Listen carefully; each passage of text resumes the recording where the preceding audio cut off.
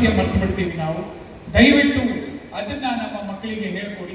ಒಳ್ಳೆಯ ಪ್ರಜೆ ಯಾರು ಅಂತ ಕೇಳಿದ್ರೆ, ಯಾರು ನಮ್ಮ fundamental rights and fundamental duties ನ to the letter and spirit follow ಮಾಡ್ತಾರೆ, they are a good citizen, they are a model citizen, they will lead the country in the future.